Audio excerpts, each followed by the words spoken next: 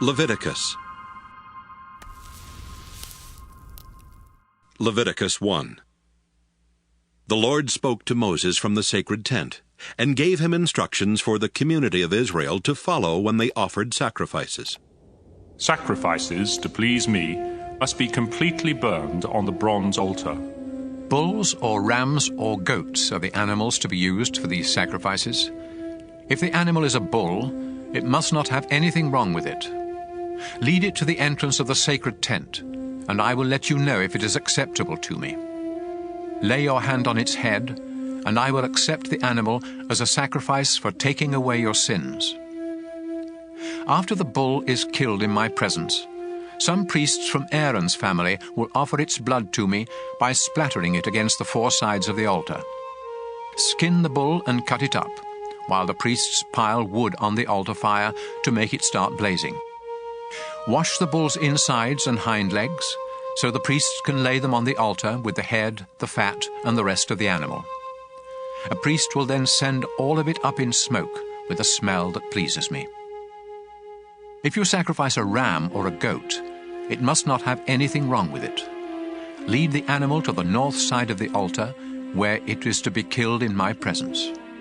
Then some of the priests will splatter its blood against the four sides of the altar. Cut up the animal and wash its insides and hind legs. A priest will put these parts on the altar with the head, the fat, and the rest of the animal. Then he will send all of it up in smoke with a smell that pleases me. If you offer a bird for this kind of sacrifice, it must be a dove or a pigeon. A priest will take the bird to the bronze altar, where he will wring its neck and put its head on the fire. Then he will drain out its blood on one side of the altar, remove the bird's craw with what is in it, and throw them on the ash heap at the east side of the altar. Finally, he will take the bird by its wings, tear it partially open, and send it up in smoke with a smell that pleases me. Leviticus 2. When you offer sacrifices to give thanks to me, you must use only your finest flour. Put it in a dish, sprinkle olive oil and incense on the flour, and take it to the priests from Aaron's family. One of them will scoop up the incense together with a handful of the flour and oil. Then, to show that the whole offering belongs to me, the priest will lay this part on the bronze altar and send it up in smoke with a smell that pleases me. The rest of this sacrifice is for the priests. It is very holy, because it was offered to me. If you bake bread in an oven for this sacrifice, use only your finest flour, but without any yeast. You may make the flour into a loaf mixed with olive oil, or you may make it into thin wafers and brush them with oil. If you cook bread in a shallow pan for this sacrifice, use only your finest flour. Mix it with olive oil, but do not use any yeast. Then break the bread into small pieces and sprinkle them with oil. If you cook your bread in a pan with a lid on it, you must also use the finest flour mixed with oil. You may prepare sacrifices to give thanks in any of these three ways. Bring your sacrifice to a priest, and he will take it to the bronze altar. Then, to show that the whole offering belongs to me, the priest will lay part of it on the altar and send it up in smoke with a smell that pleases me. The rest of this sacrifice is for the priests. It is very holy, because it was offered to me. Yeast and honey must never be burned on the altar, so don't ever mix either of these in a grain sacrifice.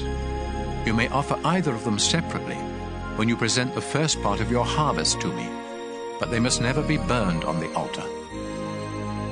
Salt is offered when you make an agreement with me, so sprinkle salt on these sacrifices. Freshly cut grain, either roasted or coarsely ground, must be used when you offer the first part of your grain harvest. You must mix in some olive oil and put incense on top, because this is a grain sacrifice. A priest will sprinkle all of the incense and some of the grain and oil on the altar, and send them up in smoke to show that the whole offering belongs to me. Leviticus 3. When you offer sacrifices to ask my blessing, you may offer either a bull or a cow. but there must be nothing wrong with the animal. Lead it to the entrance of the sacred tent, lay your hand on its head, and have it killed there. A priest from Aaron's family will splatter its blood against the four sides of the altar. Offer all of the fat on the animal's insides, as well as the lower part of the liver and the 2 kidneys with their fat. Some of the priests will lay these pieces on the altar and send them up in smoke with a smell that pleases me, together with the sacrifice that is offered to please me. Instead of a bull or a cow, you may offer any sheep or goat that has nothing wrong with it. If you offer a sheep, you must present it to me at the entrance to the sacred tent. Lay your hand on its head and have it killed there. A priest will then splatter its blood against the 4 sides of the altar. Offer the fat on the tail, the tailbone, and the insides, as well as the lower part of the liver and the 2 kidneys with their fat. One of the priests will lay these pieces on the altar and send them up in smoke as a food offering for me. If you offer a goat, you must also present it to me at the entrance to the sacred tent. Lay your hand on its head and have it killed there. A priest will then splatter its blood against the 4 sides of the altar. Offer all of the fat on the animal's insides, as well as the lower part of the liver and the 2 kidneys with their fat. One of the priests will put these pieces on the altar and send them up in smoke as a food offering with a smell that pleases me. All fat belongs to me, so you and your descendants must never eat any fat or any blood, not even in the privacy of your own homes. This law will never change. Leviticus 4. The Lord told Moses to say to the community of Israel, Offer a sacrifice to ask forgiveness when you sin by accidentally doing something I have told you not to do.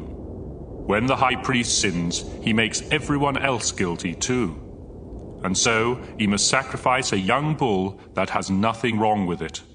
The priest will lead the bull to the entrance of the sacred tent, lay his hand on its head and kill it there. He will take a bowl of the blood inside the tent, dip a finger in the blood, and sprinkle some of it 7 times towards the sacred chest behind the curtain. Then, in my presence, he will smear some of the blood on each of the 4 corners of the incense altar, before pouring out the rest at the foot of the bronze altar near the entrance to the tent. The priest will remove the fat from the bull, just as he does when he sacrifices a bull to ask my blessing. This includes the fat on the insides, as well as the lower part of the liver and the 2 kidneys with their fat. He will then send it all up in smoke.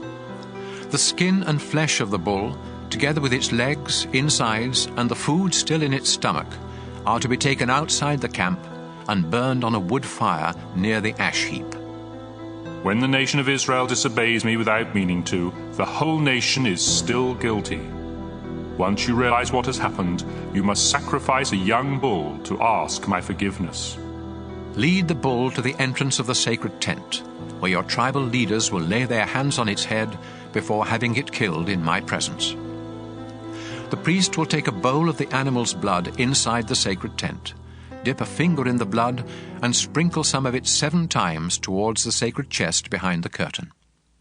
Then, in my presence, he must smear some of the blood on each of the 4 corners of the incense altar, before pouring out the rest at the foot of the bronze altar near the entrance to the tent. After this, the priest will remove the fat from the bull and send it up in smoke on the altar. Finally, he will burn its remains outside the camp, just as he did with the other bull. By this sacrifice, the sin of the whole nation will be forgiven. Any tribal leader who disobeys me without meaning to is still guilty. As soon as the leader realizes what has happened, he must sacrifice a goat that has nothing wrong with it. This is a sacrifice for sin. So he will lay his hand on the animal's head before having it killed in my presence at the north side of the bronze altar. The priest will dip a finger in the blood, smear some of it on each of the 4 corners of the altar, and pour out the rest at the foot of the altar. Then he must send all of the fat up in smoke, just as he does when a sacrifice is offered to ask my blessing. By this sacrifice, the leader's sin will be forgiven. When any of you ordinary people disobey me without meaning to, you are still guilty. As soon as you realize what you have done, you must sacrifice a female goat that has nothing wrong with it. Lead the goat to the north side of the bronze altar, and lay your hand on its head before having it killed. Then a priest will dip a finger in the blood. He will smear some of it on each of the four corners of the altar and pour out the rest at the foot of the altar. After this, the priest will remove all of the fat, just as he does when an animal is sacrificed to ask my blessing. The priest will then send the fat up in smoke, with a smell that pleases me. This animal is sacrificed so that I will forgive you ordinary people when you sin. If you offer a lamb instead of a goat as a sacrifice for sin, it must be a female that has nothing wrong with it. Lead the lamb to the altar and lay your hand on its head before having it killed.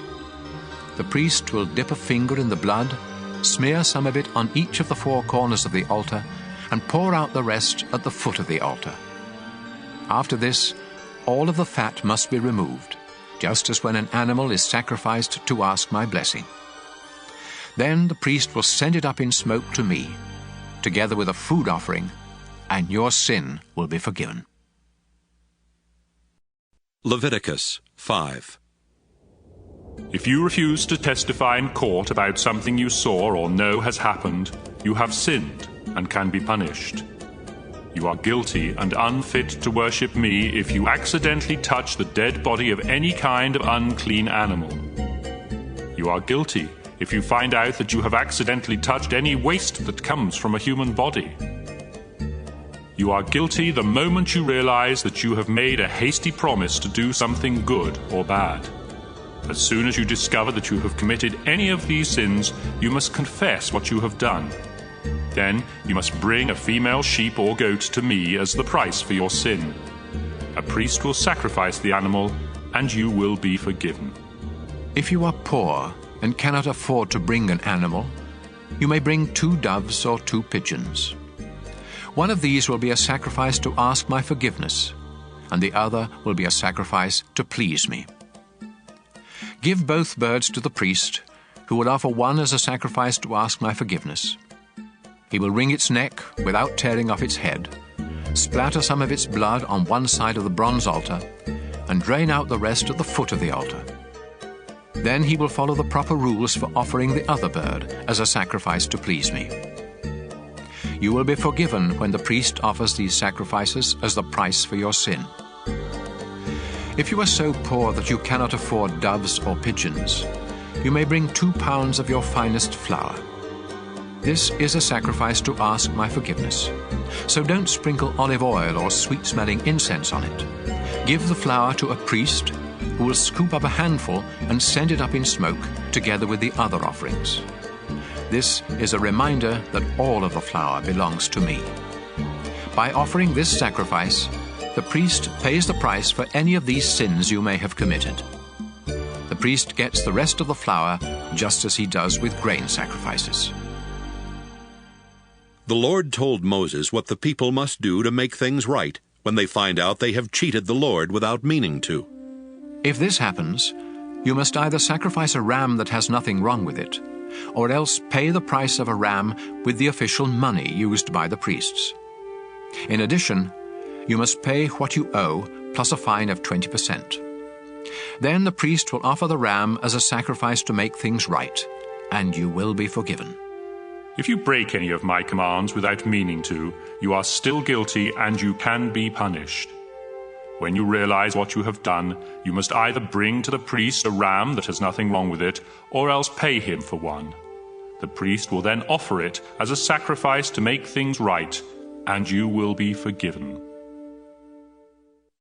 Leviticus 6. The Lord told Moses what the people must do when they commit other sins against the Lord. You have sinned if you rob or cheat someone, if you keep back money or valuables left in your care, or if you find something and claim not to have it. When this happens, you must return what doesn't belong to you and pay the owner a fine of 20%. In addition, you must either bring to the priest a ram that has nothing wrong with it, or else pay him for one. The priest will then offer it as a sacrifice to make things right, and you will be forgiven for what you did wrong. The Lord told Moses to tell Aaron and his sons how to offer the daily sacrifices that are sent up in smoke to please the Lord. You must put the animal for the sacrifice on the altar in the evening, and let it stay there all night. But make sure the fire keeps burning. The next morning you will dress in your priestly clothes, including your linen underwear. Then clean away the ashes left by the sacrifices and pile them beside the altar. Change into your everyday clothes. Take the ashes outside the camp and pile them in a special place. The fire must never go out, so put wood on it each morning. After this, you are to lay an animal on the altar next to the fat that you sacrifice to ask my blessing. Then send it all up in smoke to me. The altar fire must always be kept burning. It must never go out. When someone offers a sacrifice to give thanks to me, the priests from Aaron's family must bring it to the front of the bronze altar, where one of them will scoop up a handful of the flour and oil together with all the incense on it. Then, to show that the whole offering belongs to me, he will lay all of this on the altar and send it up in smoke with a smell that pleases me. The rest of it is to be baked without yeast and eaten by the priests in the sacred courtyard of the sacred tent. This bread is very holy, just like the sacrifices for sin or for making things right. And I have given this part to the priests from what is offered to me on the altar. Only the men in Aaron's family are allowed to eat this bread, and they must go through a ceremony to be made holy before touching it. This law will never change. The Lord spoke to Moses and told him what sacrifices the priests must offer on the morning and evening of the day they are ordained. It is the same as the regular morning and evening sacrifices, a pound of flour mixed with olive oil and cooked in a shallow pan. The bread must then be crumbled into small pieces and sent up in smoke with a smell that pleases me. Each of Aaron's descendants who is ordained as a priest must perform this ceremony and make sure that the bread is completely burned on the altar. None of it may be eaten. The Lord told Moses how the priests from Aaron's family were to offer the sacrifice for sin. This sacrifice is very sacred, and the animal must be killed in my presence at the north side of the bronze altar. The priest who offers this sacrifice must eat it in the sacred courtyard of the sacred tent, and anyone or anything that touches the meat will be holy. If any of the animal's blood is splattered on the clothes of the priest, they must be washed in a holy place. If the meat was cooked in a clay pot, the pot must be destroyed, but if it was cooked in a bronze pot, the pot must be scrubbed and rinsed with water. This sacrifice is very holy, and only the priests may have any part of it. None of the meat may be eaten from the sacrifices for sin that require blood to be brought into the sacred tent. These sacrifices must be completely burned. Leviticus 7. The sacrifice to make things right is very sacred. The animal must be killed in the same place where the sacrifice to please me is killed, and the animal's blood must be splattered against the four sides of the bronze altar. Offer all of the animal's fat, including the fat on its tail and on its insides, as well as the lower part of the liver and the 2 kidneys with their fat. One of the priests will lay these pieces on the altar and send them up in smoke to me.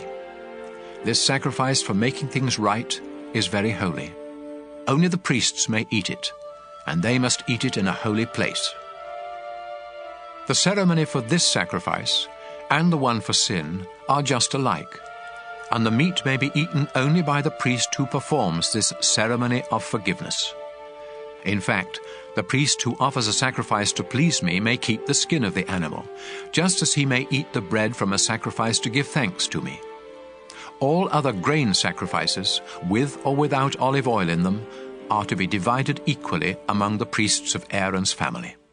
Here are the instructions for offering a sacrifice to ask my blessing. If you offer it to give thanks, you must offer some bread together with it. Use the finest flour to make 3 kinds of bread without yeast, 2 in the form of loaves mixed with olive oil, and 1 in the form of thin wafers brushed with oil. you must also make some bread with yeast. Give me 1 loaf or wafer from each of these 4 kinds of bread, after which they will belong to the priest who splattered the blood against the bronze altar. When you offer an animal to ask a blessing from me or to thank me, the meat belongs to you, but it must be eaten the same day. It is different with the sacrifices you offer me when you make me a promise or voluntarily give me something. The meat from those sacrifices may be kept and eaten the next day, but any that is left must be destroyed. If you eat any after the 2nd day, your sacrifice will be useless and unacceptable, and you will be both disgusting and guilty. Don't eat any of the meat that touches something unclean. Instead, burn it. The rest of the meat may be eaten by anyone who is clean and acceptable to me. But don't eat any of this meat if you have become unclean by touching something unclean from a human or an animal or from any other creature. If you do, you will no longer belong to the community of Israel. The Lord told Moses to say to the people, Don't eat the fat of cattle, sheep, or goats. If one of your animals dies or is killed by some wild animal, you may do anything with its fat except eat it. If you eat the fat of an animal that can be used as a sacrifice to me, you will no longer belong to the community of Israel. And no matter where you live, you must not eat the blood of any bird or animal, or you will no longer belong to the community of Israel. The Lord also told Moses to say to the people of Israel, If you want to offer a sacrifice to ask my blessing, you must bring the part to be burned and lay it on the bronze altar. But you must first lift up the choice ribs with their fat to show that the offering is dedicated to me. A priest from Aaron's family will then send the fat up in smoke, but the ribs belong to the priests. The upper joint of the right hind leg is for the priest who offers the blood and the fat of the animal. I have decided that the people of Israel must always give the choice ribs and the upper joint of the right hind leg to Aaron's descendants who have been ordained as priests to serve me. This law will never change. I am the Lord. These are the ceremonies for sacrifices to please the Lord, to give him thanks, and to ask his blessing or his forgiveness, as well as the ceremonies for those sacrifices that demand a payment, and for the sacrifices that are offered when priests are ordained. While Moses and the people of Israel were in the desert at Mount Sinai, the Lord commanded them to start offering these sacrifices. Leviticus 8. The Lord said to Moses, Send for Aaron and his sons, as well as their priestly clothes, the oil for ordination, the bull for the sin offering, the 2 rams and a basket of bread made without yeast. Then bring the whole community of Israel together at the entrance to the sacred tent. Moses obeyed the Lord, and when everyone had come together, he said, We are here to follow the Lord's instructions. After Moses told Aaron and his sons to step forward, he had them wash themselves. He put the priestly shirt and robe on Aaron and wrapped the sash around his waist. Then he put the sacred vest on Aaron and fastened it with the finely woven belt. Next, he put on Aaron the sacred breastpiece that was used in learning what the Lord wanted his people to do. He placed the turban on Aaron's head, and on the front of the turban was the narrow strip of thin gold as a sign of his dedication to the Lord. Moses then dedicated the sacred tent and everything in it to the Lord by sprinkling them with some of the oil for ordination.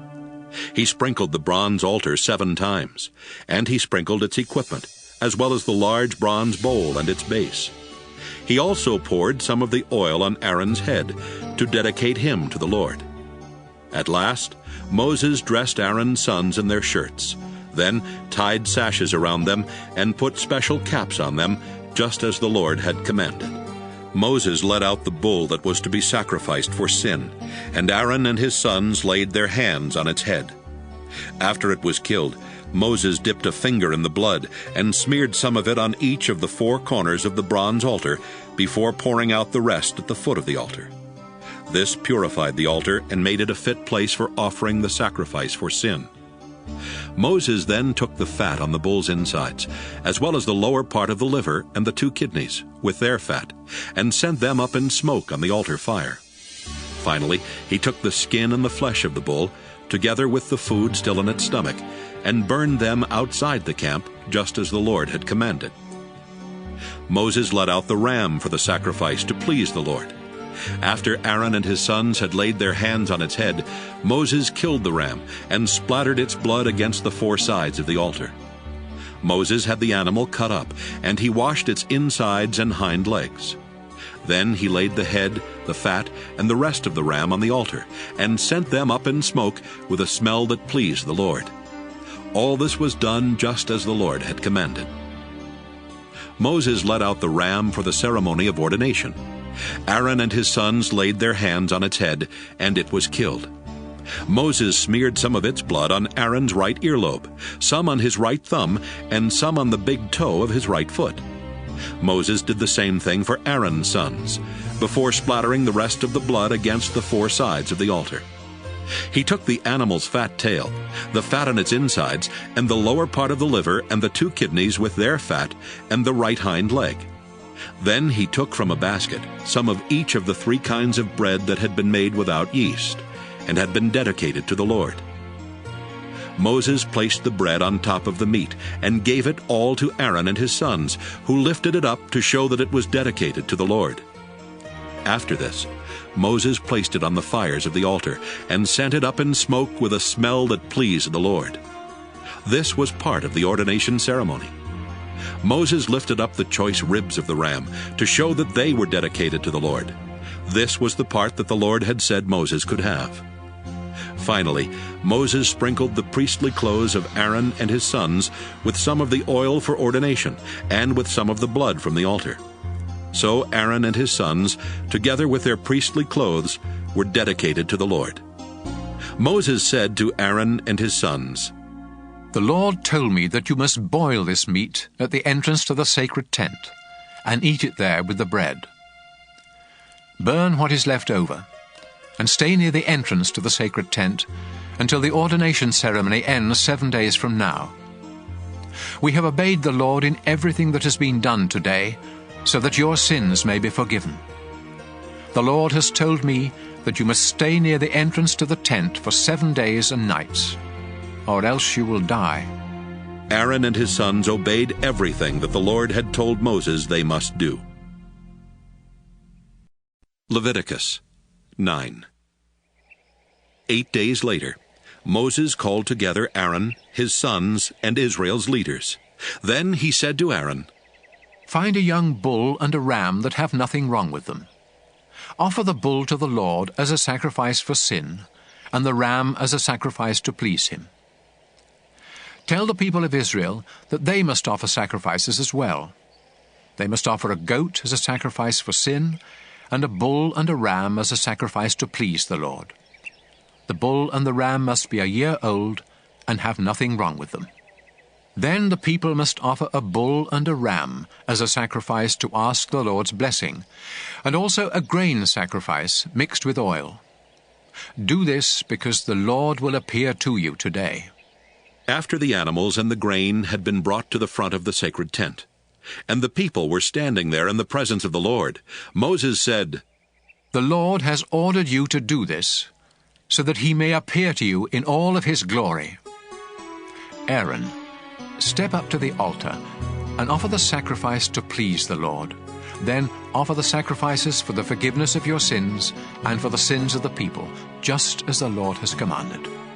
Aaron stepped up to the altar and killed the bull that was to be the sacrifice for his sins. His sons brought him the blood. He dipped a finger in it, smeared some on the 4 corners of the bronze altar, and poured out the rest at its foot. But he sent up in smoke the fat, the kidneys, and the lower part of the liver, just as the Lord had commanded Moses. Then Aaron burned the skin and the flesh outside the camp. After Aaron had killed the ram that was sacrificed to please the Lord, Aaron's sons brought him the blood, and he splattered it against all 4 sides of the altar.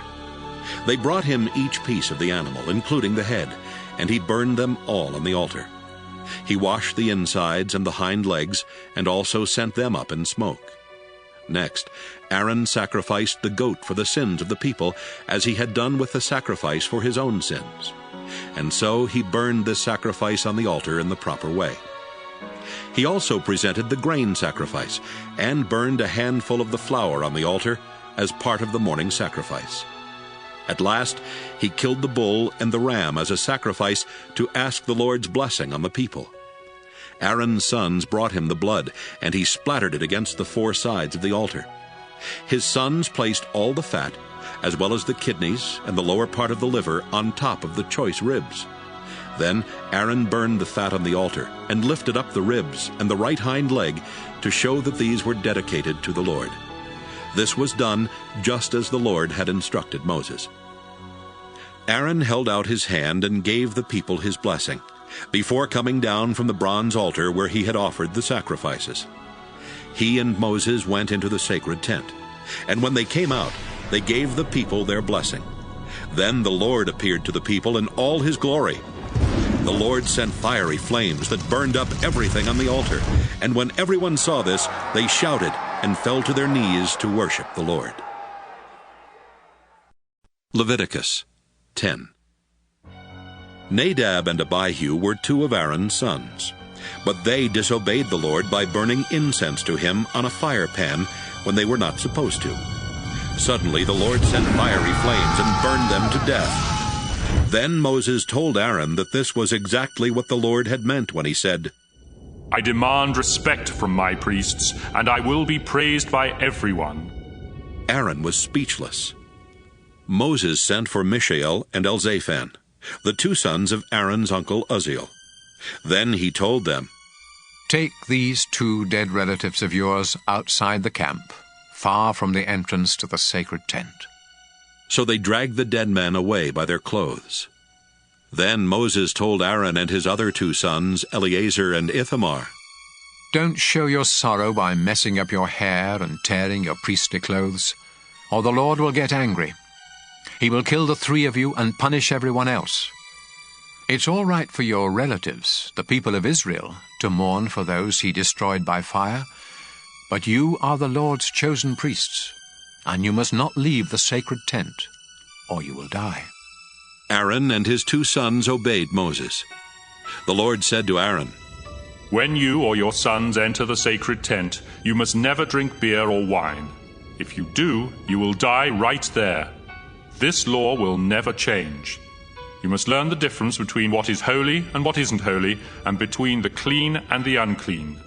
You must also teach the people of Israel everything that I commanded Moses to say to them. Moses told Aaron and his two sons, Eleazar and Ithamar, The grain sacrifice that was offered to give thanks to the Lord is very holy. So make bread without yeast from the part that wasn't sent up in smoke, and eat it beside the altar. The Lord has said that this belongs to you and your sons, and that it must be eaten in a holy place. But the choice ribs and the hind leg that were lifted up may be eaten by your entire family, as long as you do so in an acceptable place. These parts are yours from the sacrifices that the people offer to ask the Lord's blessing. This is what the Lord has commanded, and it will never change.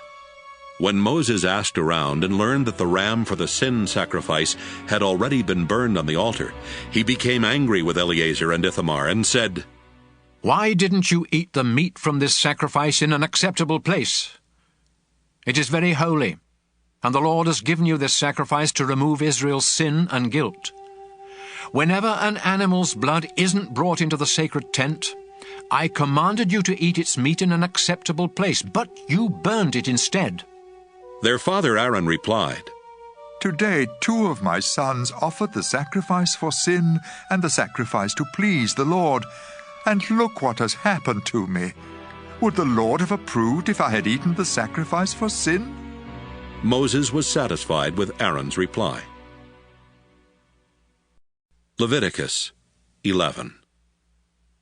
The Lord told Moses and Aaron to say to the community of Israel, You may eat any animal that has divided hoofs, and choose the cud. But you must not eat animals such as camels, rock badgers, and rabbits that chew the cud but don't have divided hooves. And you must not eat pigs. They have divided hooves, but don't chew the cud.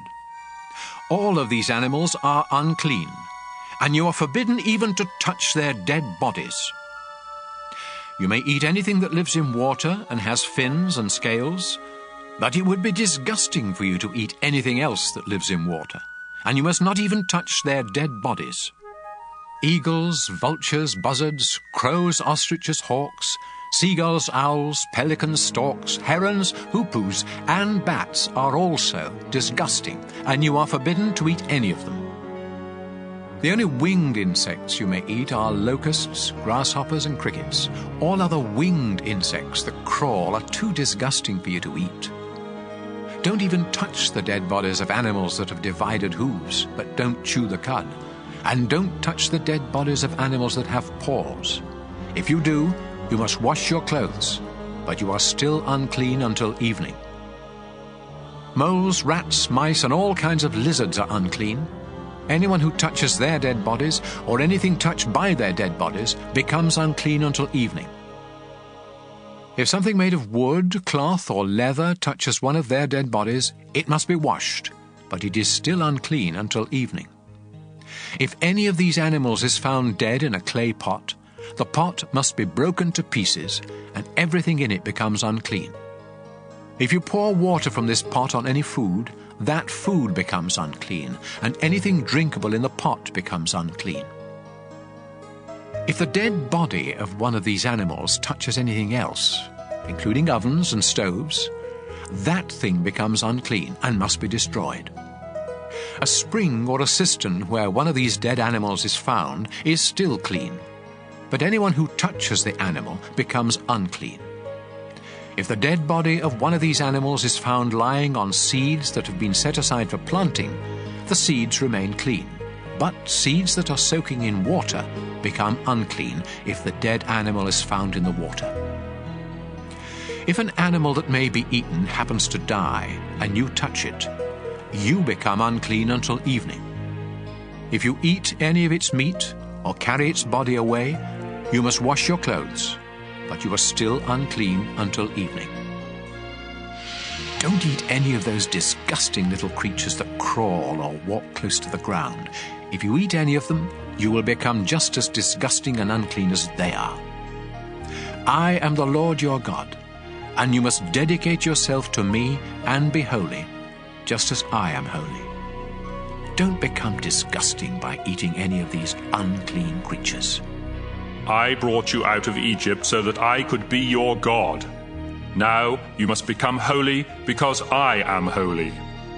I have given these laws so that you will know what animals, birds, and fish are clean and may be eaten, and which ones are unclean and may not be eaten. Leviticus 12.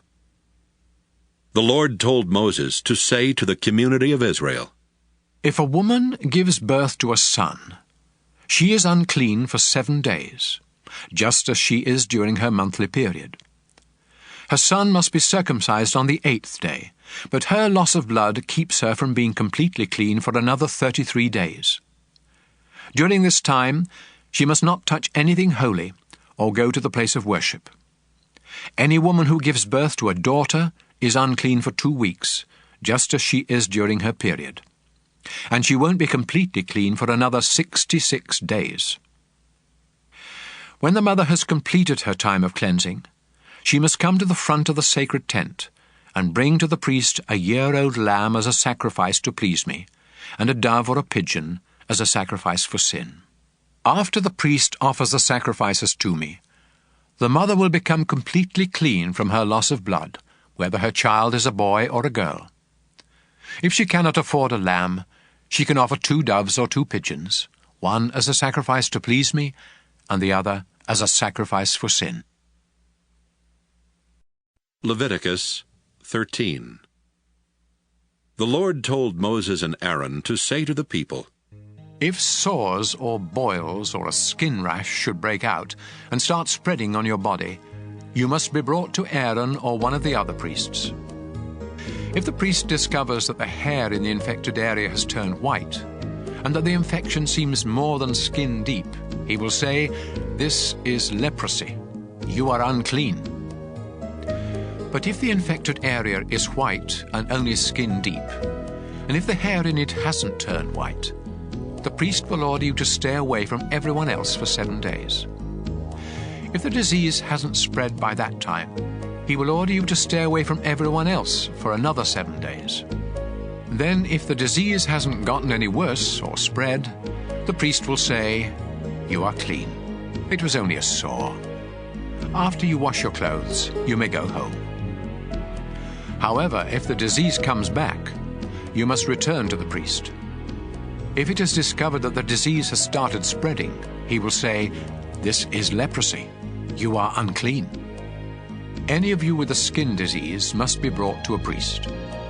If he discovers that the sore spot is white with pus, and that the hair around it has also turned white, he will say, "This is leprosy. You are unclean and must stay away from everyone else." But if the disease has run its course, and only the scar remains, he will say, "You are clean." If the sores come back and turn white with pus, he will say, "This is leprosy.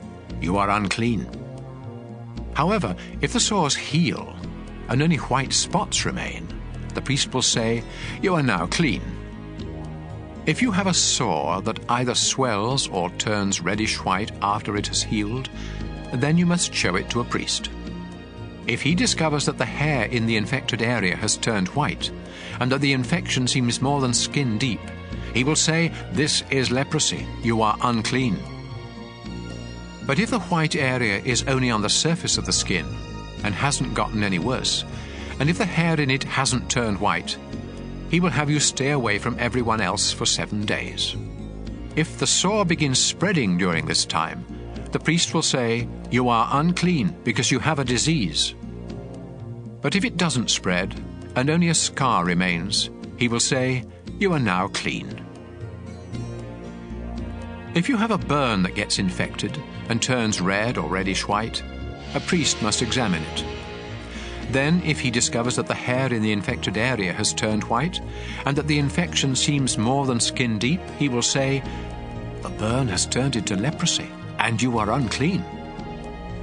But if the priest finds that the hair in the infected area hasn't turned white, and that the sore is only skin deep, and it is healing, he will have you stay away from everyone else for 7 days. On the 7th day, the priest will examine you again, and if the infection is spreading, he will say, "This is leprosy. You are unclean." However, if the infection hasn't spread and has begun to heal, and if only a scar remains, he will say, "Only a scar remains from the burn, and you are clean." If you have a sore on your head or chin, it must be examined by a priest. If the infection seems more than skin deep, and the hair in it has thinned out and lost its color, he will say, "This is leprosy. You are unclean." On the other hand, if he discovers that the itchy spot is only skin deep, but that the hair still isn't healthy, he will order you to stay away from everyone else for 7 days. By that time, if the itch hasn't spread, if the hairs seem healthy, and if the itch is only skin deep, you must shave off the hairs around the infection, but not those on it. Then the priest will tell you to stay away from everyone else for another 7 days.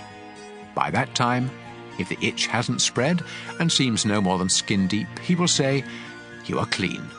Now you must wash your clothes."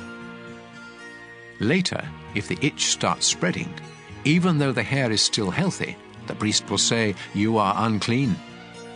But if he thinks you are completely well, he will say, "You are clean." If white spots break out on your skin, but the priest discovers that it is only a rash, he will say, "You are clean." If you become bald on any part of your head, you are still clean. But if a priest discovers that a reddish-white sore has broken out on the bald spot and looks like leprosy, he will say, "This is leprosy. You are unclean." If you ever have leprosy, you must tear your clothes, leave your hair uncombed, cover the lower part of your face, and go around shouting, "I'm unclean! I'm unclean!" As long as you have the disease, you are unclean and must live alone outside the camp. If a greenish or reddish spot appears anywhere on any of your clothing or on anything made of leather, you must let the priest examine the clothing or the leather. He will put it aside for 7 days. And if the mildew has spread in that time, he will say, "This is unclean because the mildew has spread." Then he will burn the clothing or the piece of leather. If the priest discovers that the mildew hasn't spread, he will tell you to wash the clothing or leather and put it aside for another 7 days, after which he will examine it again. If the spot hasn't spread, but is still greenish or reddish, the clothing or leather is unclean and must be burned. But if the spot has faded after being washed, he will tear away the spot. Later, if the spot reappears elsewhere on the clothing or the leather, you must burn it. Even if the spot completely disappears after being washed, it must be washed again before it is clean. These are the rules for deciding if clothing is clean or unclean after a spot appears on it. Leviticus 14. The Lord told Moses to say to the people, After you think you are healed of leprosy, you must ask for a priest to come outside the camp and examine you. And if you are well, he will have someone bring out 2 live birds that are acceptable for sacrifice, together with a stick of cedar wood, a piece of red yarn, and a branch from a hyssop plant. The priest will have someone kill one of the birds over a clay pot of spring water. Then he will dip the other bird, the cedar, the red yarn, and the hyssop in the blood of the dead bird. Next, he will sprinkle you 7 times with the blood and say, "You are now clean." Finally, he will release the bird and let it fly away. After this, you must wash your clothes, shave your entire body, and take a bath before you are completely clean. You may move back into camp, but you must not enter your tent for 7 days. Then you must once again shave your head, face, and eyebrows, as well as the hair on the rest of your body. Finally, wash your clothes and take a bath, and you will be completely clean. On the 8th day, you must bring to the priest 2 rams and a year-old female lamb that have nothing wrong with them. Also bring a half pint of olive oil and 6 pounds of your finest flour mixed with oil. Then the priest will present you and your offerings to me at the entrance to my sacred tent. There he will offer one of the rams, together with a pint of oil, as a sacrifice to make things right. He will also lift them up to show that they are dedicated to me. This sacrifice is very holy. It belongs to the priest and must be killed in the same place where animals are killed as sacrifices for sins and as sacrifices to please me. The priest will smear some of the blood from this sacrifice on your right earlobe, some on your right thumb, and some on the big toe of your right foot. He will then pour some of the olive oil into the palm of his left hand, dip a finger of his right hand into the oil, and sprinkle some of it 7 times toward the sacred tent. Next, he will smear some of the oil on your right earlobe, some on your right thumb, and some on the big toe of your right foot, and pour the rest of the oil from his palm on your head. Then he will offer the other 2 animals, one as a sacrifice for sin, and the other as a sacrifice to please me, together with a grain sacrifice. After this, you will be completely clean. If you are poor and cannot afford to offer this much, you may offer a ram as a sacrifice to make things right, together with a half pint of olive oil and 2 pounds of flour mixed with oil as a grain sacrifice. The priest will then lift these up to dedicate them to me. Depending on what you can afford, you must also offer either 2 doves or 2 pigeons, one as a sacrifice for sin and the other as a sacrifice to please me. The priest will offer these to me in front of the sacred tent on the 8th day. The priest will kill this ram for the sacrifice to make things right, and he will lift it up with the olive oil in dedication to me. Then he will smear some of the blood on your right earlobe, some on your right thumb, and some on the big toe of your right foot. The priest will pour some of the olive oil into the palm of his left hand, then dip a finger of his right hand in the oil and sprinkle some of it 7 times toward the sacred tent. He will smear some of the oil on your right earlobe, some on your right thumb, and some on the big toe of your right foot, just as he did with the blood of the sacrifice to make things right. And he will pour the rest of the oil from his palm on your head. Then, depending on what you can afford, he will offer either the doves or the pigeons together with the grain sacrifice. One of the birds is the sacrifice for sin, and the other is the sacrifice to please me. After this, you will be completely clean. These are the things you must do if you have leprosy and cannot afford the usual sacrifices to make you clean. The Lord told Moses and Aaron to say to the people, After I have given you the land of Canaan as your permanent possession, here is what you must do if I ever put mildew on the walls of any of your homes. First, you must say to a priest, I think mildew is on the wall of my house. The priest will reply, Empty the house before I inspect it, or everything in it will be unclean. If the priest discovers greenish or reddish spots that go deeper than the surface of the walls, he will have the house closed for 7 days. Then he will return and check to see if the mildew has spread. If so, he will have someone scrape the plaster from the walls, remove the filthy stones, then haul everything off and dump it in an unclean place outside the town. Afterwards, the wall must be repaired with new stones and fresh plaster. If the mildew appears a second time, the priest will come and say, This house is unclean. It's covered with mildew that can't be removed. Then he will have the house torn down and every bit of wood, stone and plaster hauled off to an unclean place outside the town. Meanwhile, if any of you entered the house while it was closed, you will be unclean until evening. And if you either slept or ate in the house, you must wash your clothes. On the other hand, if the priest discovers that mildew hasn't reappeared after the house was newly plastered, he will say, This house is clean. The mildew is gone. Then, to show that the house is now clean, he will get 2 birds, a stick of cedar wood, a piece of red yarn, and a branch from a hyssop plant, and bring them to the house. He will kill one of the birds over a clay pot of spring water, and let its blood drain into the pot. Then he will dip the cedar, the hyssop, the yarn, and the other bird into the mixture of blood and water. Next, he will sprinkle the house 7 times with the mixture. Then the house will be completely clean. Finally, he will release the bird and let it fly away, ending the ceremony for purifying the house. These are the things you must do if you discover that you are unclean because of an itch or a sore, or that your clothing or house is unclean because of mildew. Leviticus 15. The Lord told Moses and Aaron to say to the community of Israel, Any man with an infected penis is unclean, whether it is stopped up or keeps dripping.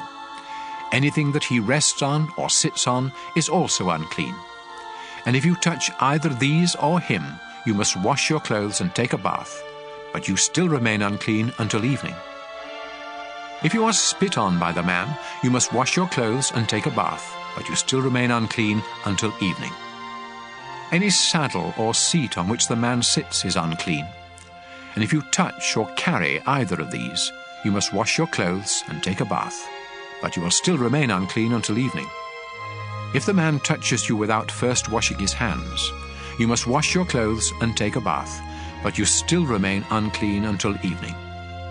Any clay pot that he touches must be destroyed, and any wooden bowl that he touches must be washed. 7 days after the man gets well, he will be considered clean if he washes his clothes and takes a bath in spring water.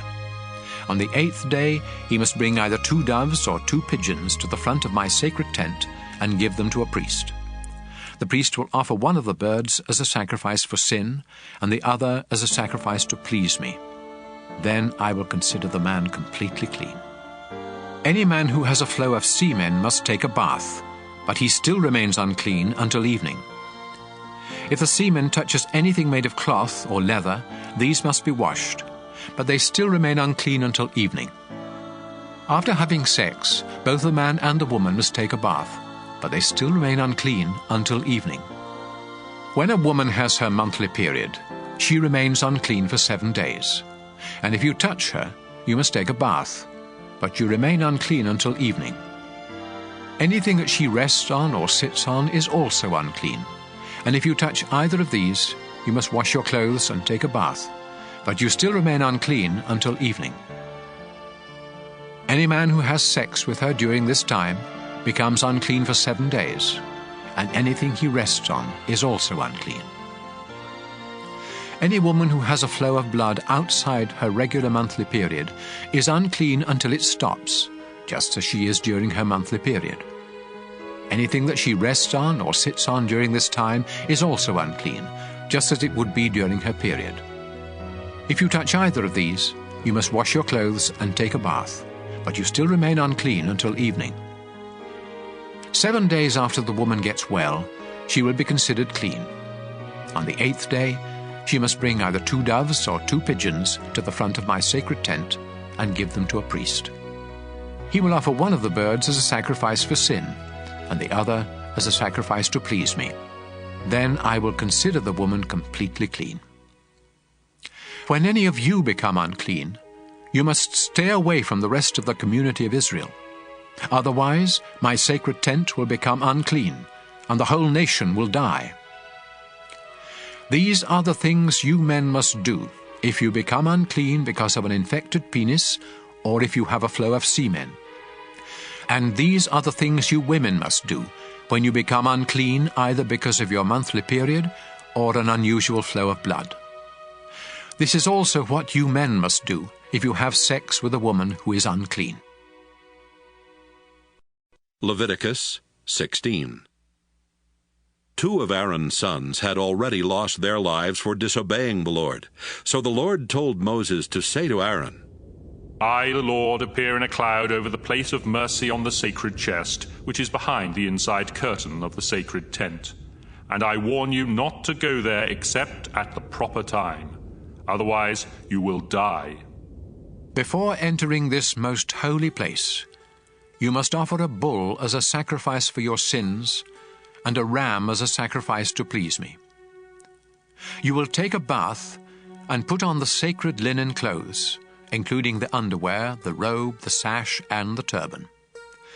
Then the community of Israel will bring you a ram and 2 goats, both of them males. The goats are to be used as sacrifices for sin, and the ram is to be used as a sacrifice to please me. Aaron, you must offer the bull as a sacrifice for forgiveness for your own sins and for the sins of your family. Then you will lead the 2 goats into my presence at the front of the sacred tent, where I will show you which goat will be sacrificed to me and which one will be sent into the desert to the demon Azazel. After you offer the first goat as a sacrifice for sin, the other one must be presented to me alive before you send it into the desert to take away the sins of the people. You must offer the bull as a sacrifice to ask forgiveness for your own sins and for the sins of your family. Then you will take a fire pan of live coals from the bronze altar, together with 2 handfuls of finely ground incense, into the most holy place. There you will present them to me by placing the incense on the coals, so that the place of mercy will be covered with a cloud of smoke. Do this, or you will die right there. Next, use a finger to sprinkle some of the blood on the place of mercy, which is on the lid of the sacred chest. Then sprinkle blood 7 times in front of the chest. Aaron, you must next sacrifice the goat for the sins of the people, and you must sprinkle its blood inside the most holy place, just as you did with the blood of the bull. By doing this, you will take away the sins that make both the most holy place and the people of Israel unclean. Do the same for the sacred tent, which is here among the people.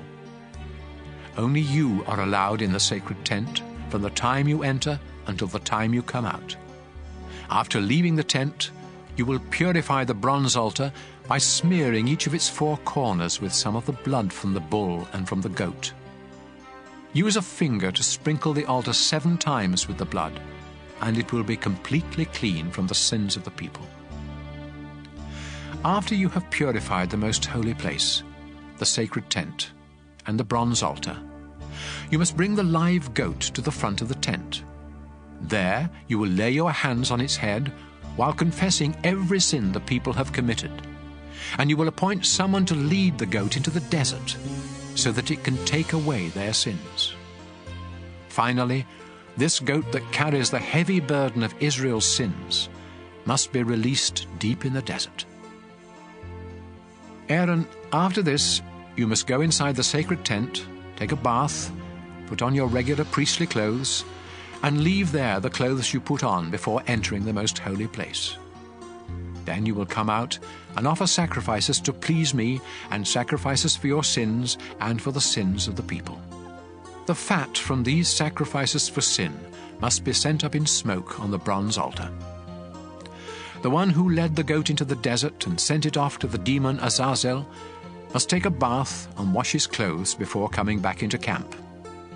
The remains of the bull and the goat whose blood was taken into the most holy place must be taken outside the camp and burned.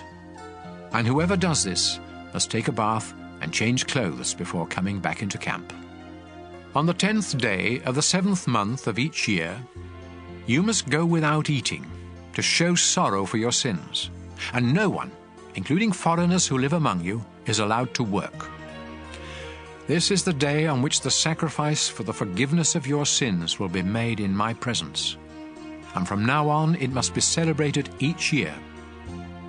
Go without eating, and make this a day of complete rest, just like the Sabbath. The high priest must offer the sacrifices for cleansing from sin while wearing the sacred linen clothes. He will offer these sacrifices for the most holy place, the sacred tent, the bronze altar, all the priests, and for the whole community. You must celebrate this day each year. It is the great day of forgiveness for all the sins of the people of Israel. Moses did exactly as the Lord had commanded. Leviticus 17. The Lord told Moses to tell Aaron, his sons, and everyone else in Israel, Whenever you kill any of your cattle, sheep, or goats as sacrifices to me, you must do it at the entrance to the sacred tent. If you don't, you will be guilty of pouring out blood, and you will no longer belong to the community of Israel. And so, when you sacrifice an animal to ask my blessing, it must not be done out in a field, but in front of the sacred tent. Then a priest can splatter its blood against the bronze altar and send its fat up in smoke with a smell that pleases me. Don't ever turn from me again and offer sacrifices to goat demons. This law will never change. Remember, no one in Israel, including foreigners, is to offer a sacrifice anywhere except at the entrance to the sacred tent. If you do, you will no longer belong to my people. I will turn against any of my people who eat blood. This also includes any foreigners living among you. Life is in the blood, and I have given you the blood of animals to sacrifice in place of your own. That's also why I have forbidden you to eat blood. Even if you should hunt and kill a bird or an animal, you must drain out the blood and cover it with soil. The life of every living creature is in its blood. That's why I have forbidden you to eat blood, and why I have warned you that anyone who does will no longer belong to my people. If you happen to find a dead animal and eat it, you must take a bath and wash your clothes, but you are still unclean until evening. If you don't take a bath, you will suffer for what you did wrong. Leviticus 18. The Lord told Moses to tell the people of Israel, I am the Lord your God. So don't follow the customs of Egypt, where you used to live, or those of Canaan, where I am bringing you. I am the Lord your God, and you must obey my teachings. Obey them, and you will live. I am the Lord. Don't have sex with any of your close relatives, especially your own mother. This would disgrace your father. And don't disgrace him by having sex with any of his other wives. Don't have sex with your sister or stepsister, whether you grew up together or not. Don't disgrace yourself by having sex with your granddaughter or half-sister, or a sister of your father or mother. Don't disgrace your uncle by having sex with his wife. Don't have sex with your daughter-in-law or sister-in-law. And don't have sex with the daughter or granddaughter of any woman that you have earlier had sex with. You may be having sex with a relative, and that would make you unclean. As long as your wife is alive, don't cause trouble for her by taking one of her sisters as a second wife. When a woman is having her monthly period, she is unclean, so don't have sex with her. Don't have sex with another man's wife. That would make you unclean. Don't sacrifice your children on the altar fires to the god Molech. I am the Lord your God, and that would disgrace me. It is disgusting for a man to have sex with another man. Anyone who has sex with an animal is unclean. Don't make yourselves unclean by any of these disgusting practices of those nations that I am forcing out of the land for you. They made themselves and the land so unclean that I punished the land because of their sins, and I made it vomit them up. Now don't do these sickening things that make the land filthy. Instead, obey my laws and teachings. Then the land won't become sick of you and vomit you up, just as it did them.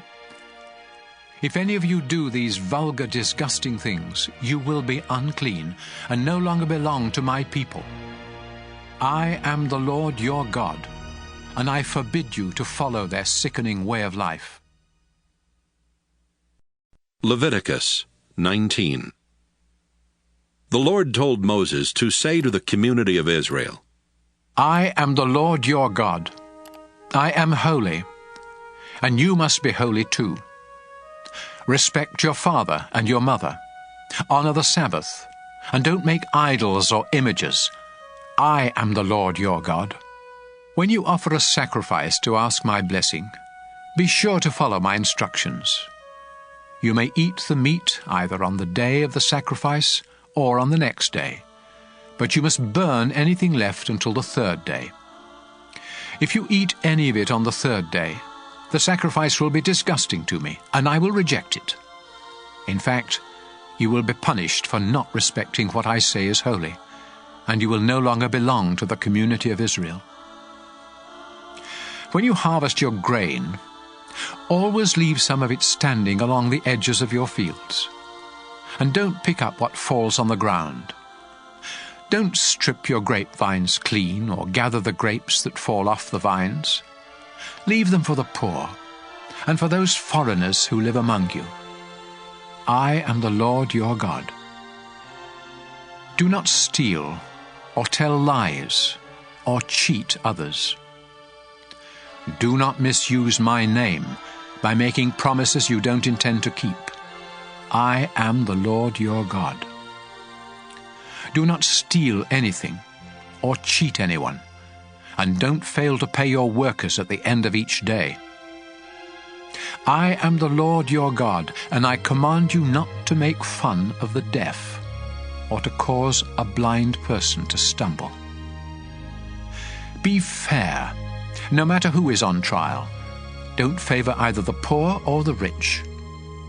Don't be a gossip, but never hesitate to speak up in court, especially if your testimony can save someone's life. Don't hold grudges. On the other hand, it's wrong not to correct someone who needs correcting. Stop being angry, and don't try to take revenge.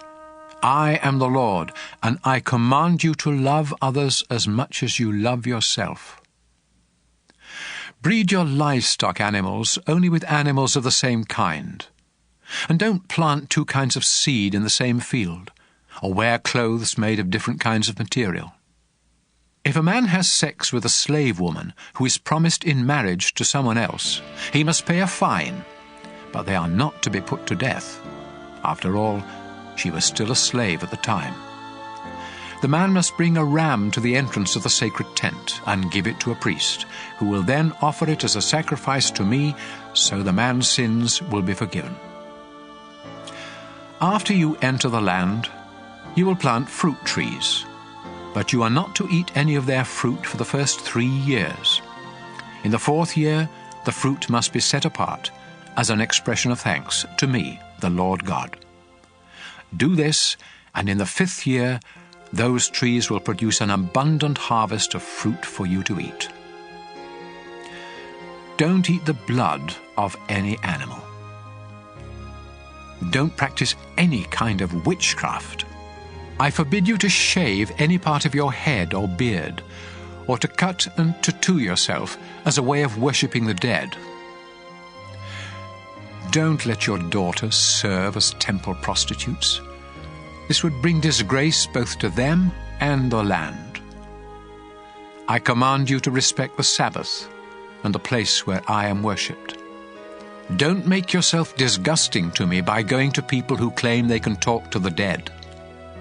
I command you to show respect for older people and to obey me with fear and trembling. Don't mistreat any foreigners who live in your land. Instead, treat them as well as you treat citizens, and love them as much as you love yourself. Remember, you were once foreigners in the land of Egypt. I am the Lord your God. Use honest scales, and don't cheat when you weigh or measure anything. I am the Lord your God. I rescued you from Egypt, and I command you to obey my laws.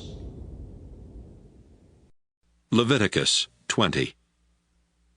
The Lord told Moses to say to the community of Israel, Death by stoning is the penalty for any citizens or foreigners in the country who sacrifice their children to the god Molech. They have disgraced both the place where I am worshipped and my holy name, and so I will turn against them and no longer let them belong to my people. Some of you may let them get away with human sacrifice, but not me. If any of you worship Molech, I will turn against you and your entire family, and I will no longer let you belong to my people. I will be your enemy if you go to someone who claims to speak with the dead, and I will destroy you from among my people. Dedicate yourselves to me and be holy, because I am the Lord your God. I have chosen you as my people, and I expect you to obey my laws. If you curse your father or mother, you will be put to death, and it will be your own fault. If any of you men have sex with another man's wife, both you and the woman will be put to death. Having sex with one of your father's wives disgraces him, so both you and the woman will be put to death just as you deserve.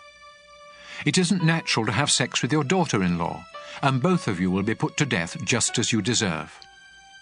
It's disgusting for men to have sex with one another, and those who do will be put to death just as they deserve.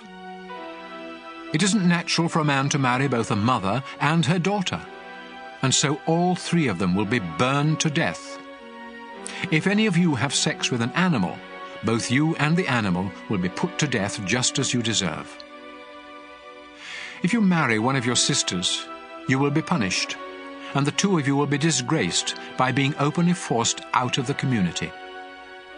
If you have sex with a woman during her monthly period, both you and the woman will be cut off from the people of Israel. The sisters of your father and mother are your own relatives, and you will be punished for having sex with any of them. If you have sex with your uncle's wife, neither you nor she will ever have any children.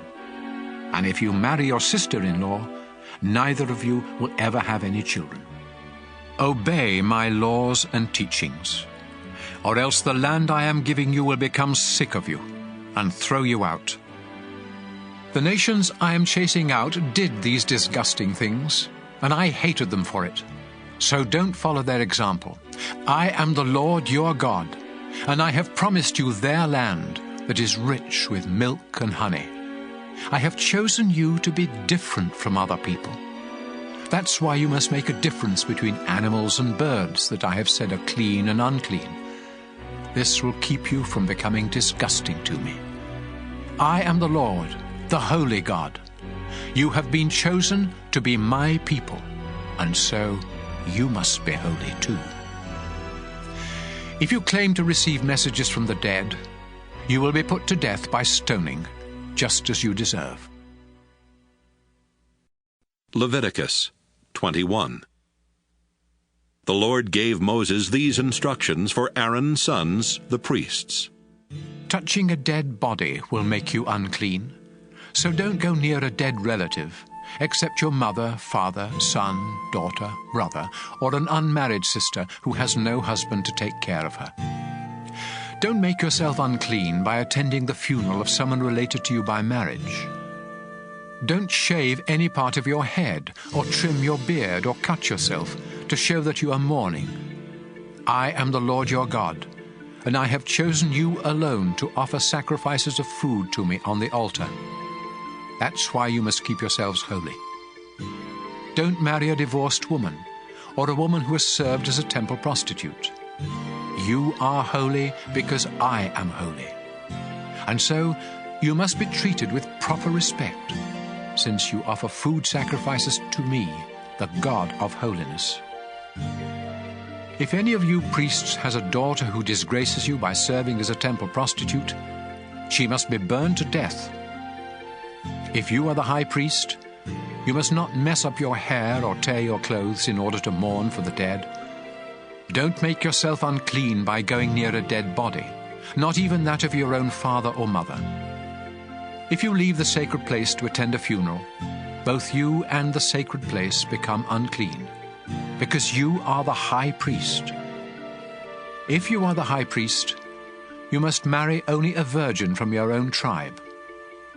Don't marry a divorced woman or any other woman who has already had sex, including a temple prostitute. In this way, your descendants will be qualified to serve me. Remember, I am the Lord, and I have chosen you. The Lord told Moses to say to Aaron, No descendant of yours can ever serve as my priest if he is blind or lame, if his face is disfigured, if one leg is shorter than the other, if either a foot or a hand is crippled, if he is a hunchback or a dwarf, if an eye or his skin is diseased, or if his testicles have been damaged. These men may not serve as my priests and burn sacrifices to me. They may eat the food offerings presented to me, but they may not enter the sacred place or serve me at the altar. Remember, I am the Lord, the one who makes a priest holy. Moses told all of this to Aaron, his sons, and the people of Israel. Leviticus 22. The Lord told Moses to say to Aaron and his sons, I am the Lord God, and I demand that you honor my holy name by showing proper respect for the offerings brought to me by the people of Israel. If any of you are unclean when you accept an offering for me, I will no longer let you serve as a priest.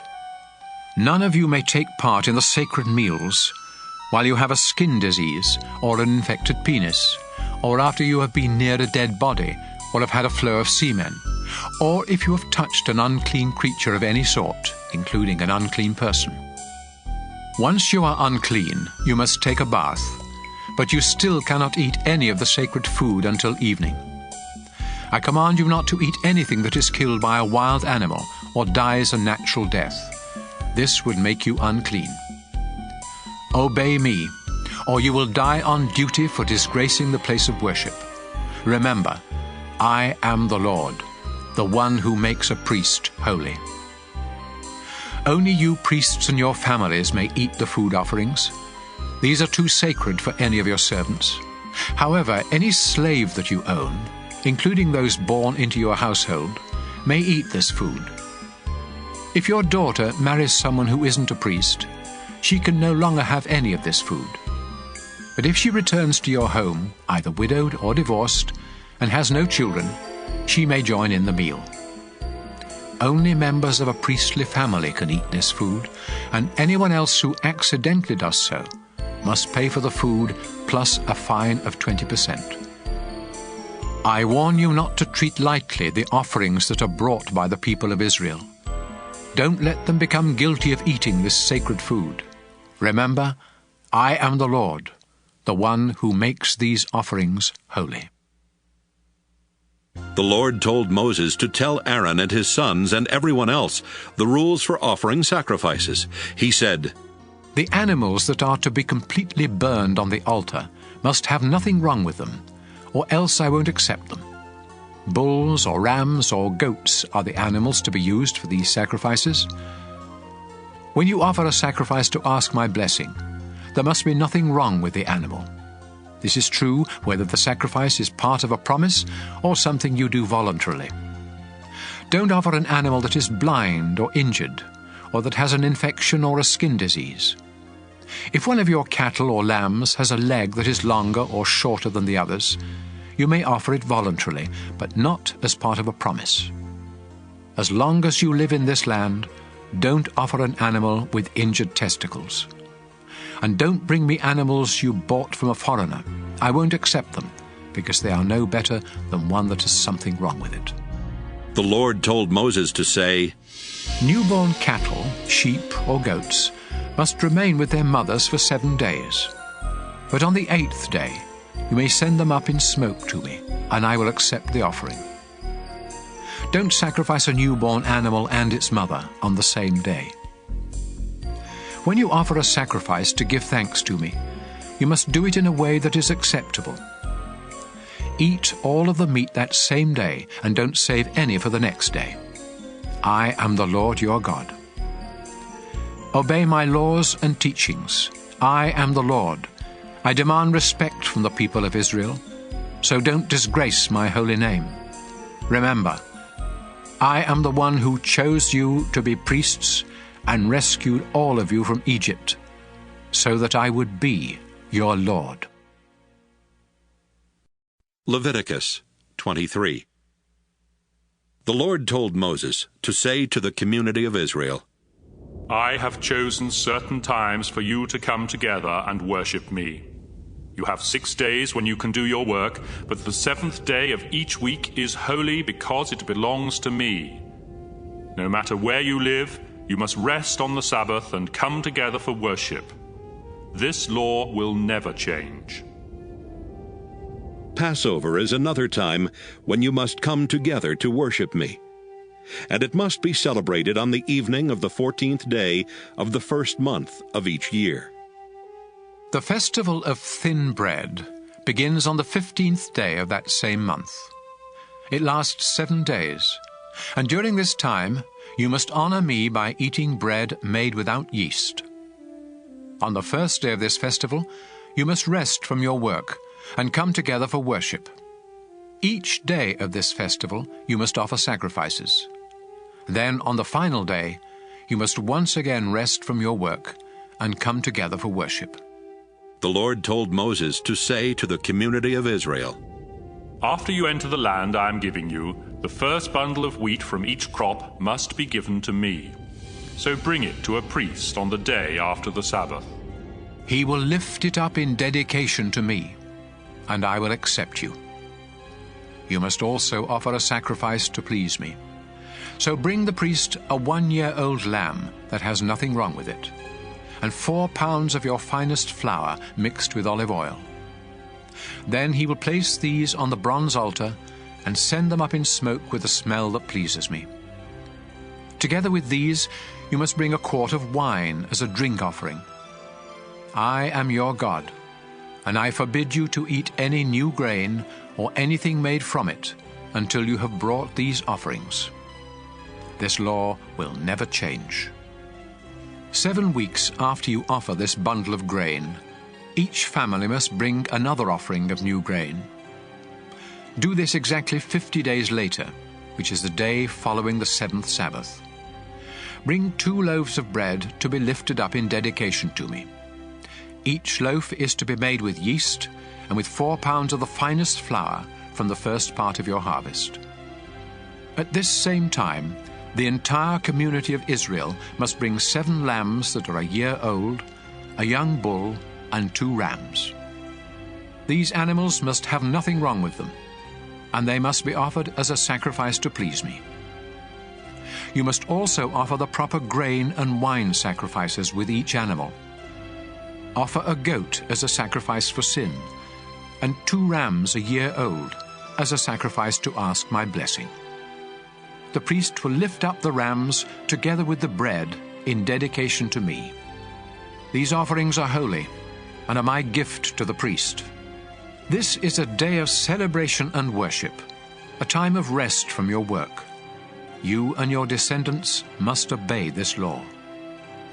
When you harvest your grain, always leave some of it standing around the edges of your fields. And don't pick up what falls on the ground. Leave it for the poor and for those foreigners who live among you. I am the Lord your God. The Lord told Moses to say to the people of Israel, The first day of the 7th month must be a day of complete rest. Then at the sound of the trumpets, you will come together to worship and to offer sacrifices on the altar. The Lord God said to Moses, The 10th day of the 7th month is the great day of forgiveness. It is a solemn day of worship. Everyone must go without eating to show sorrow for their sins, and sacrifices must be burned. No one is to work on that day. It is the great day of forgiveness, when sacrifices will be offered to me, so that I will forgive your sins. I will destroy anyone who refuses to go without eating. None of my people are ever to do any work on that day, not now or in the future. And I will wipe out those who do. This is a time of complete rest, just like the Sabbath. And everyone must go without eating from the evening of the 9th to the evening of the 10th. The Lord told Moses to say to the community of Israel, Beginning on the 15th day of the 7th month, and continuing for 7 days, everyone must celebrate the festival of shelters in honor of me. No one is to do any work on the first day of the festival. It is a time when everyone must come together for worship. For 7 days, sacrifices must be offered on the altar. The 8th day is also to be a day of complete rest, as well as a time of offering sacrifices on the altar and of coming together for worship. I have chosen these festivals as times when my people must come together for worship, and when animals, grain, and wine are to be offered on the proper days. These festivals must be celebrated in addition to the Sabbaths, and the times when you offer special gifts or sacrifices to keep a promise or as a voluntary offering. Remember to begin the Festival of Shelters on the 15th day of the 7th month, after you have harvested your crops. Celebrate this festival for 7 days in honor of me, and don't do any work on the first day or on the day following the festival. Pick the best fruit from your trees, and cut leafy branches to use during the time of this joyous celebration in my honor. I command you and all your descendants to celebrate this festival during the 7th month of each year. For 7 days, every Israelite must live in a shelter, so future generations will know that I made their ancestors live in shelters when I brought them out of Egypt. I am the Lord your God. This is how Moses instructed the people of Israel to celebrate the Lord's festivals. Leviticus 24. The Lord told Moses to say to the community of Israel, You must supply the purest olive oil for the lamps in the sacred tent, so they will keep burning.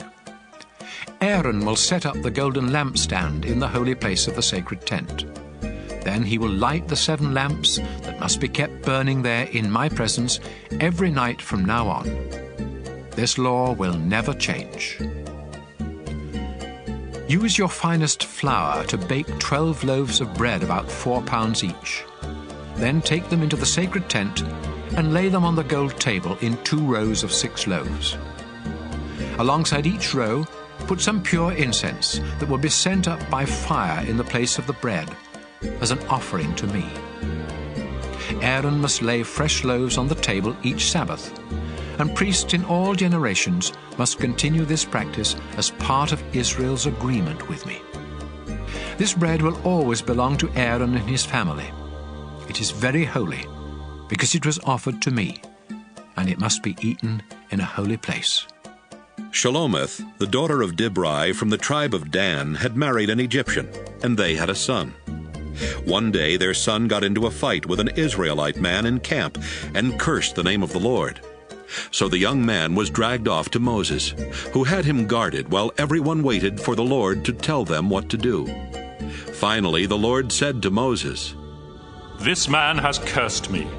Take him outside the camp and have the witnesses lay their hands on his head. Then command the whole community of Israel to stone him to death.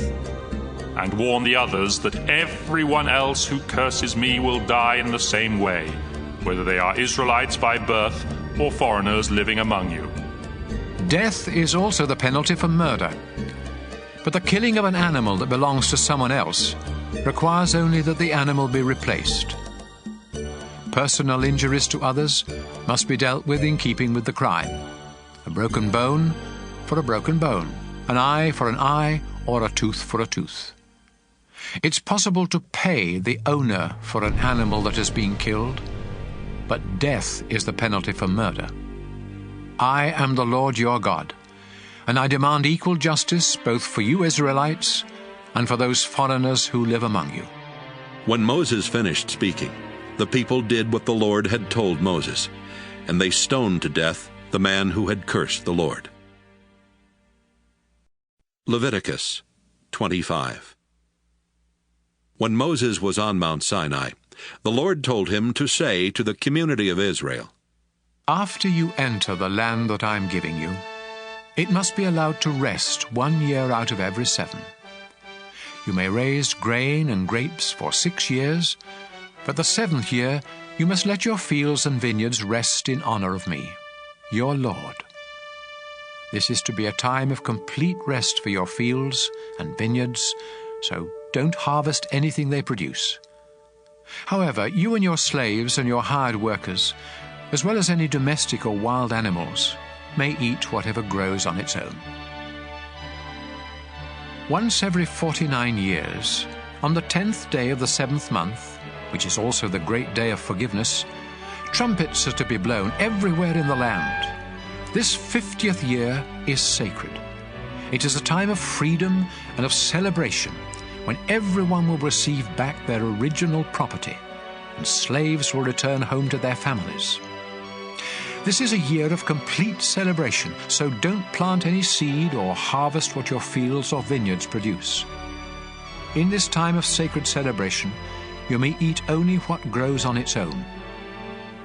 During this year, all property must go back to its original owner.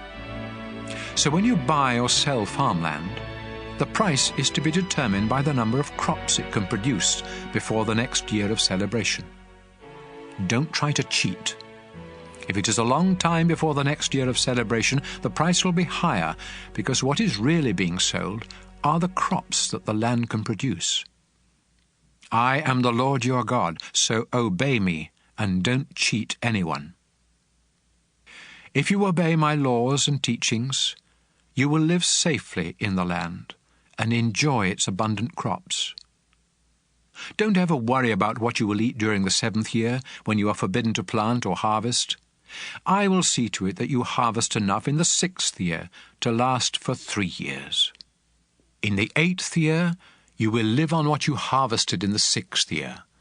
But in the 9th year, you will eat what you plant and harvest in the 8th year. No land may be permanently bought or sold. It all belongs to me. It isn't your land, and you only live there for a little while. When property is being sold, the original owner must be given the first chance to buy it. If any of you Israelites become so poor that you are forced to sell your property, your closest relative must buy it back, if that relative has the money. Later, if you can afford to buy it, you must pay enough to make up for what the present owner will lose on it before the next year of celebration, when the property will become yours again. But if you don't have the money to pay the present owner a fair price, you will have to wait until the year of celebration, when the property will once again become yours. If you sell a house in a walled city, you have only 1 year in which to buy it back. If you don't buy it back before that year is up, it becomes the permanent property of the one who bought it, and it will not be returned to you in the year of celebration. But a house out in a village may be bought back at any time, just like a field, and it must be returned to its original owner in the year of celebration. If any Levites own houses inside a walled city, they will always have the right to buy them back. And any houses that they do not buy back will be returned to them in the year of celebration, because these homes are their permanent property among the people of Israel. No pasture land owned by the Levi tribe can ever be sold. It is their permanent possession. If any of your people become poor and unable to support themselves, you must help them, just as you are supposed to help foreigners who live among you. Don't take advantage of them by charging any kind of interest or selling them food for profit. Instead, honor me by letting them stay where they now live. Remember, I am the Lord your God. I rescued you from Egypt and gave you the land of Canaan so that I would be your God. Suppose some of your people become so poor that they have to sell themselves and become your slaves. Then you must treat them as servants rather than as slaves, and in the year of celebration they are to be set free, so they and their children may return home to their families and property. I brought them out of Egypt to be my servants, not to be sold as slaves. So obey me, and don't be cruel to the poor. If you want slaves, buy them from other nations, or from the foreigners who live in your own country, and make them your property. You can own them, and even leave them to your children when you die, but do not make slaves of your own people, or be cruel to them. Even if some of you Israelites become so much in debt that you must sell yourselves to foreigners in your country, you still have the right to be set free by a relative, such as a brother or uncle or cousin, or some other family member. In fact, if you ever get enough money, you may buy your own freedom by paying your owner for the number of years you would still be a slave before the next year of celebration. The longer the time until then, the more you will have to pay. And even while you are the slaves of foreigners in your own country, your people must make sure that you are not mistreated. If you cannot gain your freedom in any of these ways, both you and your children will still be set free in the year of celebration. People of Israel, I am the Lord your God, and I brought you out of Egypt to be my own servants. Leviticus 26. I am the Lord your God. So don't make or worship any sort of idols or images. Respect the Sabbath and honor the place where I am worshipped, because I am the Lord. Faithfully obey my laws, and I will send rain to make your crops grow and your trees produce fruit. Your harvest of grain and grapes will be so abundant that you won't know what to do with it all. You will eat and be satisfied, and you will live in safety. I will bless your country with peace, and you will rest without fear. I will wipe out the dangerous animals and protect you from enemy attacks. You will chase and destroy your enemies, even if there are only 5 of you and 100 of them, or only 100 of you and 10,000 of them. I will treat you with such kindness that your nation will grow strong, and I will also keep my promises to you. Your barns will overflow with grain each year. I will live among you and never again look on you with disgust. I will walk with you. I will be your God, and you will be my people. I am the Lord your God, and I rescued you from Egypt so that you would never again be slaves. I have set you free. Now walk with your heads held high. If you disobey me and my laws, and if you break our agreement, I will punish you terribly, and you will be ruined. You will be struck with incurable diseases and with fever that leads to blindness and depression. Your enemies will eat the crops you plant, and I will turn from you and let you be destroyed by your attackers. You will even run at the very rumor of attack. Then if you still refuse to obey me, I will punish you 7 times for each of your sins, until your pride is completely crushed. I will hold back the rain, so the sky above you will be like iron, and the ground beneath your feet will be like copper. All of your hard work will be for nothing, and there will be no harvest of grain or fruit. If you keep rebelling against me, I'll punish you 7 times worse, just as your sins deserve. I'll send wild animals to attack you, and they will gobble down your children and livestock. So few of you will be left that your roads will be deserted. If you remain my enemies after this, I'll remain your enemy and punish you even worse. War will break out because you broke our agreement. And if you escape to your walled cities, I'll punish you with horrible diseases, and you will be captured by your enemies. You will have such a shortage of bread that 10 women will be able to bake their bread in the same oven. Each of you will get only a few crumbs, and you will go hungry. Then, if you don't stop rebelling, I'll really get furious and punish you terribly for your sins. In fact, you will be so desperate for food that you will eat your own children. I'll destroy your shrines and tear down your incense altars, leaving your dead bodies piled on top of your idols. And you will be disgusting to me. I'll wipe out your towns and your places of worship, and will no longer be pleased with the smell of your sacrifices. Your land will become so desolate that even your enemies who settle there will be shocked when they see it. After I destroy your towns and ruin your land with war, I'll scatter you among the nations. While you are prisoners in foreign lands, your own land will enjoy years of rest and refreshment, as it should have done each 7th year when you lived there. In the land of your enemies, you will tremble at the rustle of a leaf, as though it were a sword. And you will become so weak that you will stumble and fall over each other, even when no one is chasing you. Many of you will die in foreign lands, and others of you will waste away in sorrow as a result of your sins and the sins of your ancestors.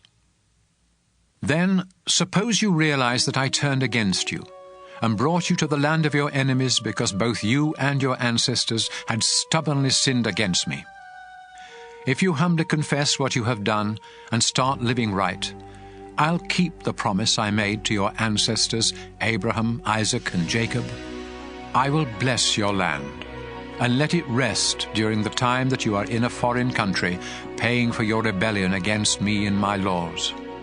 No matter what you have done, I am still the Lord your God, and I will never completely reject you or become absolutely disgusted with you there in the land of your enemies. While nations watched, I rescued your ancestors from Egypt so that I would be their God. Yes, I am your Lord, and I will never forget our agreement. Moses was on Mount Sinai when the Lord gave him these laws and teachings for the people of Israel. Leviticus 27. The Lord told Moses to say to the community of Israel, If you ever want to free someone who has been promised to me, you may do so by paying the following amounts, weighed according to the official standards: 50 pieces of silver for men ages 20 to 60, and 30 pieces for women. 20 pieces of silver for young men ages 5 to 20, and 10 pieces for young women. 15 pieces of silver for men ages 60 and above, and 10 pieces for women. 5 pieces of silver for boys ages 1 month to 5 years, and 3 pieces for girls. If you have promised to give someone to me and can't afford to pay the full amount for that person's release, you will be taken to a priest, and he will decide how much you can afford. If you promise to sacrifice an animal to me, it becomes holy, and there is no way you can set it free. If you try to substitute any other animal, no matter how good, for the one you promised, they will both become holy and must be sacrificed. Donkeys are unfit for sacrifice, so if you promise me a donkey, you must bring it to the priest and let him determine its value. But if you want to buy it back, you must pay an additional 20%. If you promise a house to me, a priest will set the price, whatever the condition of the house. But if you decide to buy it back, you must pay an additional 20%. If you promise part of your family's land to me, its value must be determined by the bushels of seed needed to plant the land, and the rate will be 10 pieces of silver for every bushel of seed. If this promise is made in the year of celebration, the land will be valued at the full price. But any time after that, the price will be figured according to the number of years before the next year of celebration. If you decide to buy back the land, you must pay the price plus an additional 20%, but you cannot buy it back once someone else has bought it. When the year of celebration comes, the land becomes holy, because it belongs to me, and it will be given to the priests. If you promise me a field that you have bought, its value will be decided by a priest, according to the number of years before the next year of celebration, and the money you pay will be mine. However, on the next year of celebration, the land will go back to the family of its original owner. Every price will be set by the official standards.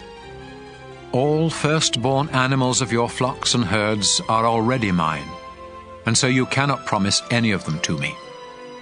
If you promise me a donkey, you may buy it back by adding an additional 20% to its value. If you don't buy it back, it can be sold to someone else for whatever a priest has said it is worth. Anything that you completely dedicate to me must be completely destroyed. It cannot be bought back or sold. Every person, animal, and piece of property that you dedicate completely is only for me. In fact, any humans who have been promised to me in this way must be put to death.